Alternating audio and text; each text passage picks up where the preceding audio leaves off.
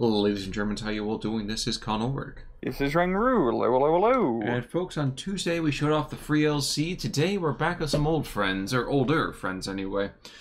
We are on Slutsk East today. Rang, who and what do we have? On the left-hand side in the blue, we have UUUU playing as first Lovas with a Maverick income. Right-hand side in red, we have P. Yuri Tanner playing second French Armored, also with a Maverick income. So we're back to two Mavericks, kind of bringing some interesting divisions here today. I know when we were talking over here on Tuesday, we were preaching about how few, or at least I was, preaching about how few Shermans we tend to see, and here we are. We have Shermans galore, don't we?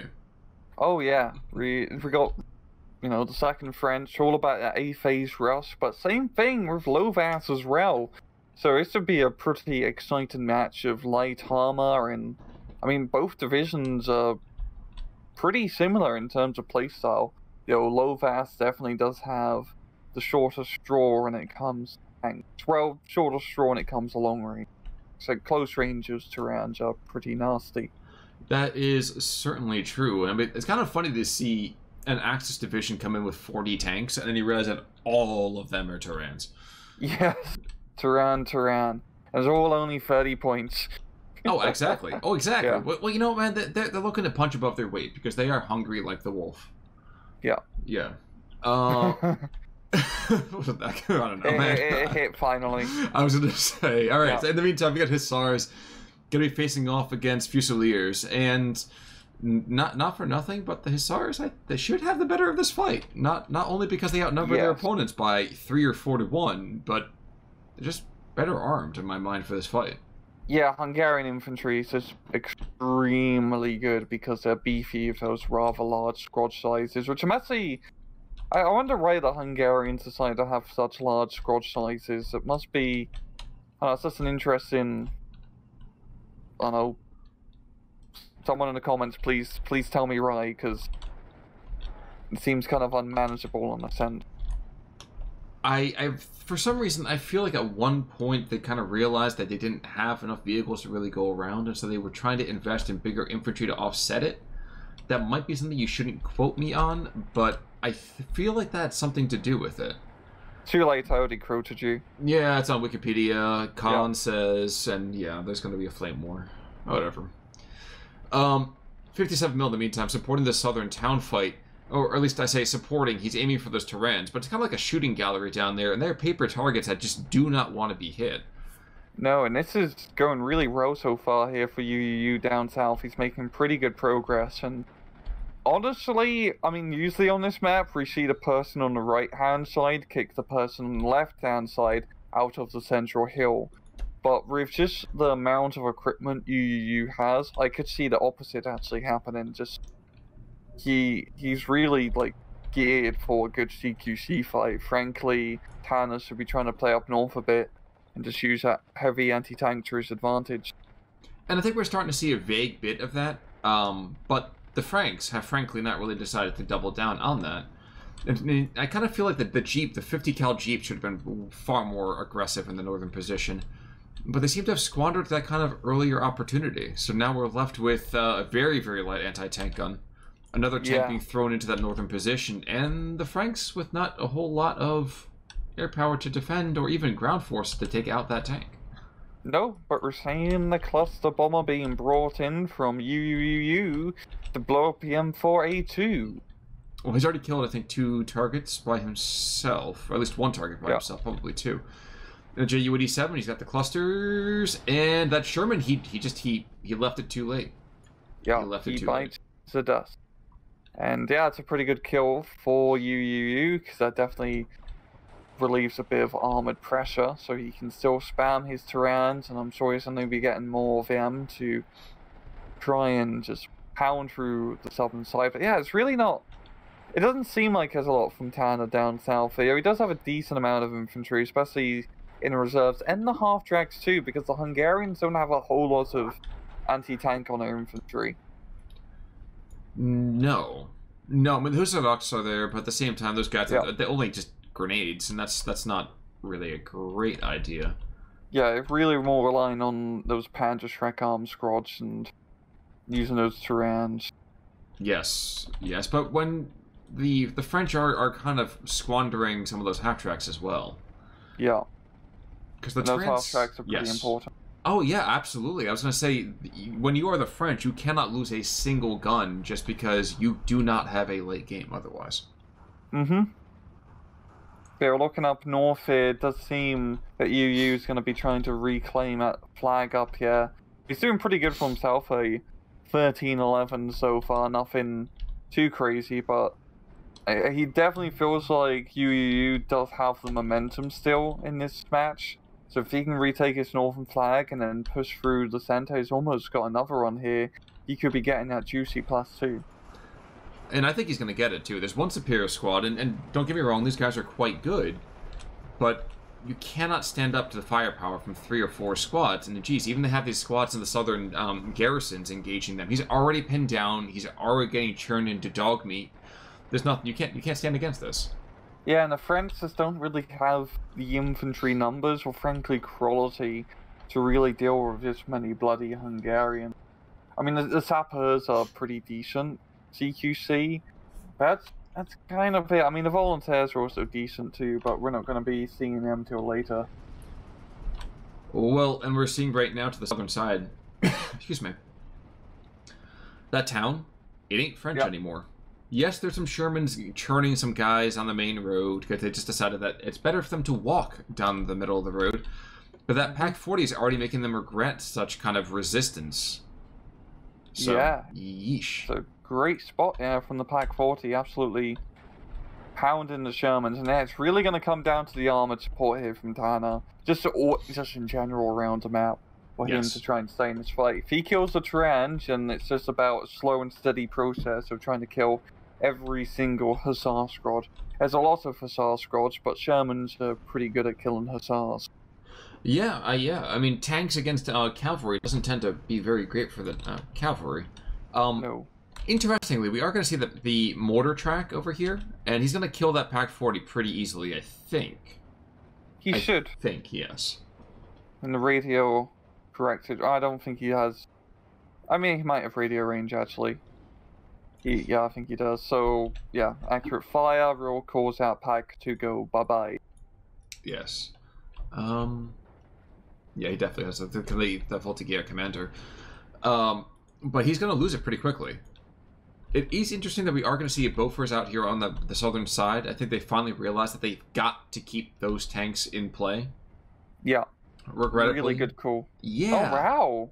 Shot down the Stuka. I'm quite surprised. There's only one Bofors as well. Wow. You know, 2-star infantry.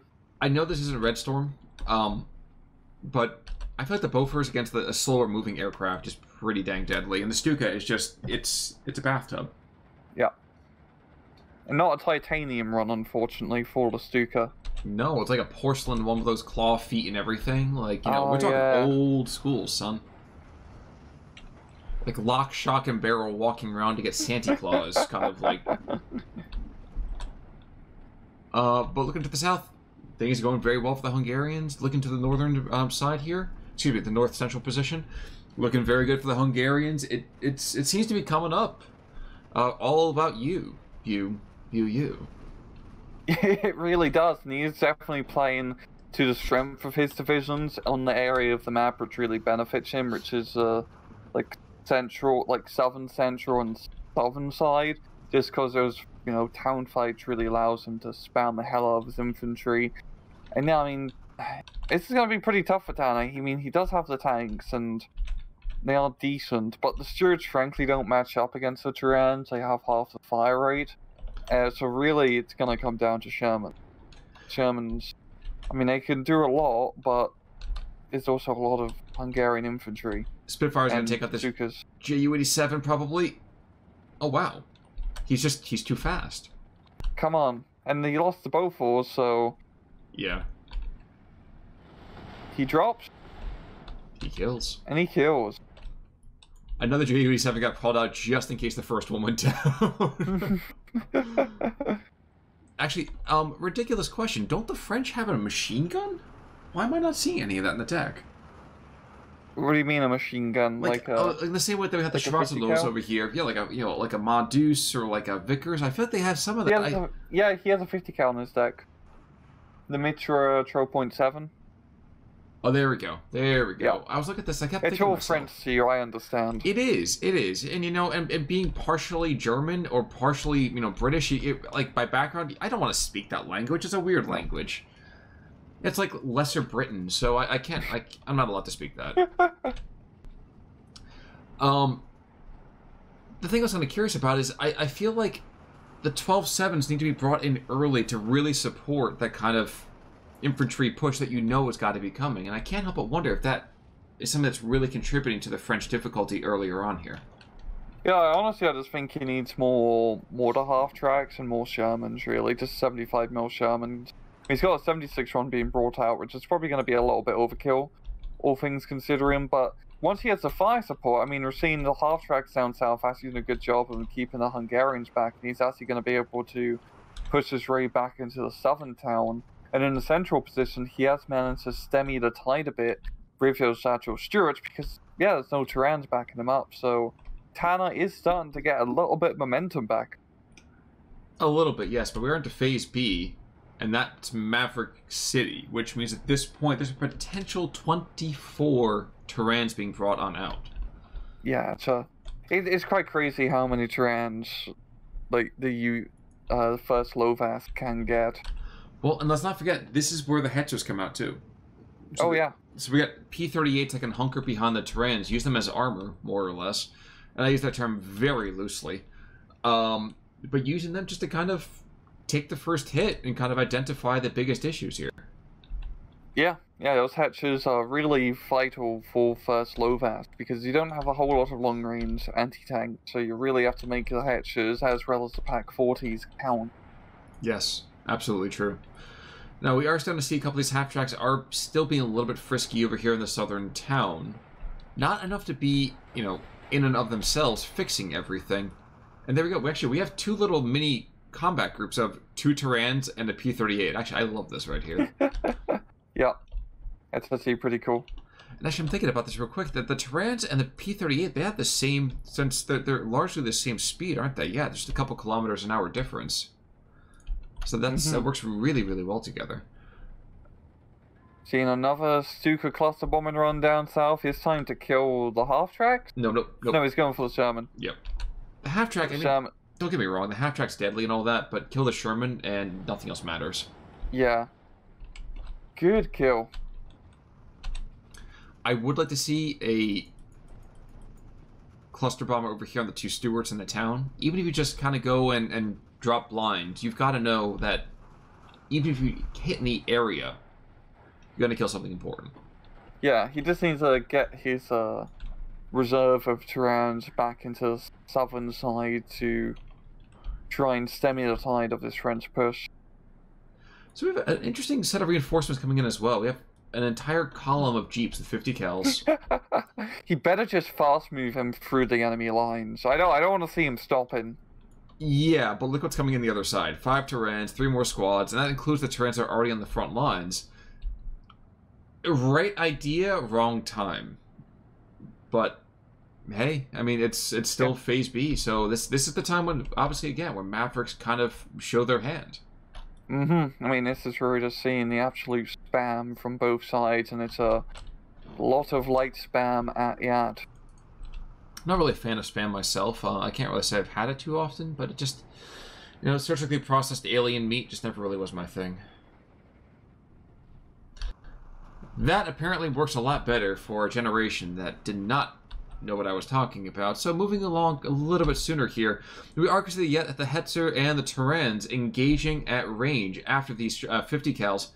And the 50 cals you might expect do not enjoy being shot at that much. No, they don't. They don't really have the armor to survive getting shot out here, and they're providing some good fight support, but with all Terrans being brought in, I don't think, they're not going to last all that long, and that's a lot of Terrans. I mean, this cast has essentially just been, wow, that's a lot of Terrans. Yeah, it is a lot of Terrans. Oh, exactly, but just hit after hit after hit, they take them and they keep coming. Yeah, and just really bloody good. Really bloody good when they're not getting killed by Sturge. I feel like the 50 cal rush might have been a thing had it been a Gonzo game, but I don't know that you can wait until the enemy's entrenched and take, jeeps with 400 rounds and be like, aha, yes, now's the time. It doesn't seem to work that well. Yeah, he's trying to use them in place of the half-tracks, and yeah, they have a better gun, but you really do need your armor, because the small arms from even just Hungarian infantry can be quite nasty. Yes. Now to the northern side real quick, up in the northern, literally the northern portion, we just have, Carrick, Pedosox just keeping some of the, infantry contained. Nothing too crazy there, but I would be remiss if I did not note the struggle of French brothers in arms in the northern side. And in the southern central town, we do have Terrans are coming right back in, and like you said, they outgun those Stuarts. Maybe not so much immediately on paper, but they have a delicious fire rate, and there's 2 of them. Yes. Yeah, it really comes down to the fire rate. I mean, being able to get 2 shots off before the Stuart can get run is a pretty big deal. Now, we are having those mortar tracks are engaged in the southern position, and they're doing very well at it. And they have, the supply truck who's just hurling mortar rounds out the back end to both of them. And I'm wondering, do you think they're going to last long enough, or do you think there's going to be some strange kind of like, oh no, there's not going to be. There's Bofors, there's a Spitfire. Yeah, there's no Stuka getting in for a while. Yeah, honestly, mortar half-tracks should never really die.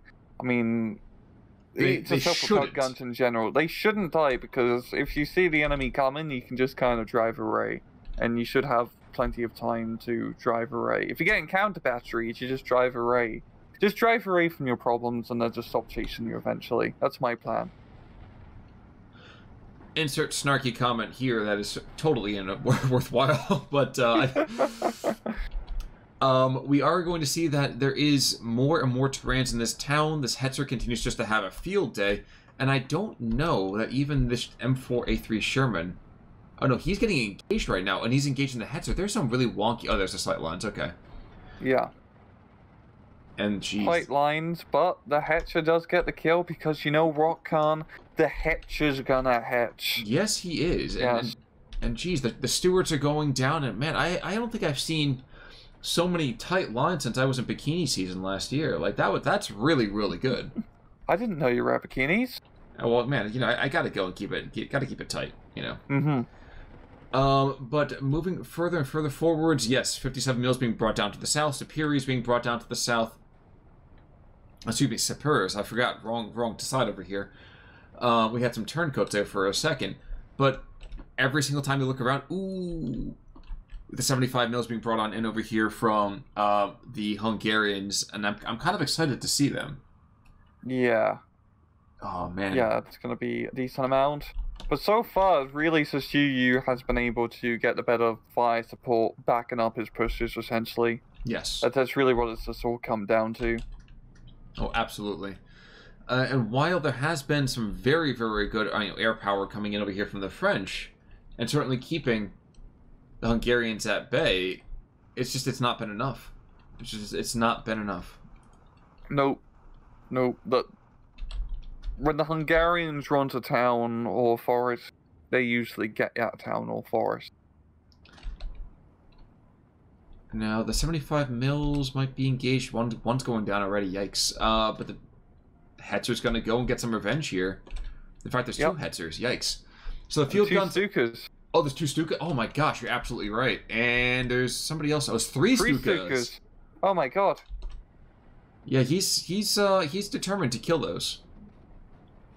Stay on target. This is totally Star Wars right now. 1 set of bombs, 2 set of bombs. There we go. And like the Y-Wings from Star Wars, only one makes it out alive. Yep. This other guy's not making it out. Yep. Death. But regardless, a lot of death.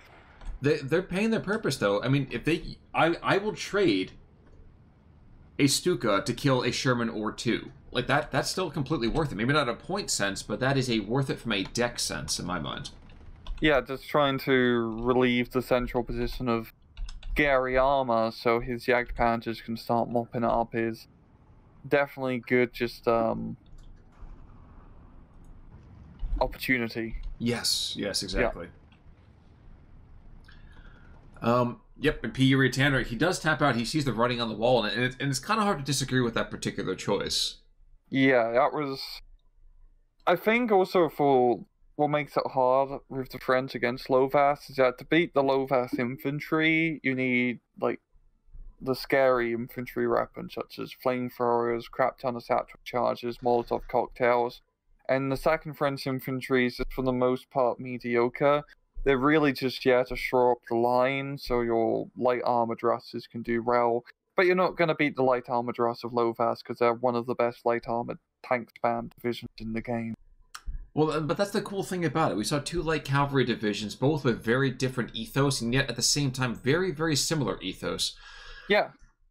And looking at kills right now, 57 mil taking out 3 Terrans, 1 Stuart taking out 3 Terrans, but other than that, I mean, a couple infantry squads here and there to a unit or two. And that's kind of what the hassle is that you look over here at the Hungarians, still not the greatest kind of kills, other than maybe, what, Timko, the Hussar? Yeah. And Borsos right under him. But other than that, I mean, it's so much easier to go and have these cheap Hungarian equipment just trade even remotely okay, and it's fantastic for them. Yeah, and I also think for Tanner, maybe if you push the northern side a bit heavier earlier on, I mean, before those Jagdpanzers are out in the field, just, you know, just do a cheap 50 cal rush up here, try to get some infantry into the opposite town in the northern side, and just try to cause a bit of hassle, yeah, because you're just not going to beat the Hungarians and CQC as French. That's really, I think, the only, like, reasonable play you could do. Exactly, and that's kind of the idea. Is I think sometimes what you need to kind of do is say, you know what, I'm going to lose a portion of this map and then push someplace else. Accept the loss and push where your opponent actually is weaker. Yeah, and we also just see, I mean, time and time again, I'm guilty of this too. I'm very scared of open areas and in Steel Division. I never want to push over an open field. I want to push the town because, you know, it's a town, it's building, safe. It's like that phobia of open spaces. I don't know the name of it. So, friends out there, what we learned today is that Rangaroo is agoraphobic. So, is that what it is? Yes, sir. Okay, I'm definitely agoraphobic, and probably half of the Steel Division 2 player base is as well. Well, half are agoraphobic, and the other are claustrophobic. So you see the people who just play on the open areas are all claustrophobic, and the people who don't play in the open areas are agoraphobic. So it works out. You know, we got a nice balance. Yeah, the claustrophobics are the run who spams King Tigers on 10v10. Exactly, or elephants, which makes sense because you want to have a nice prowling opportunity for them over the savannah. Yeah. But regardless, well played to both. I mean, I love seeing first Lovas, second Blindee. I mean, I know we used to see them all the dang time, so it's still fun to see them come back out here and there. So yeah, fun seeing 2 very aggressive divisions and 2 aggressive players for that matter as well. But folks, that's going to do it for us today. As always, I'm Con Ulrich. I'm Rangaroo. Take it easy.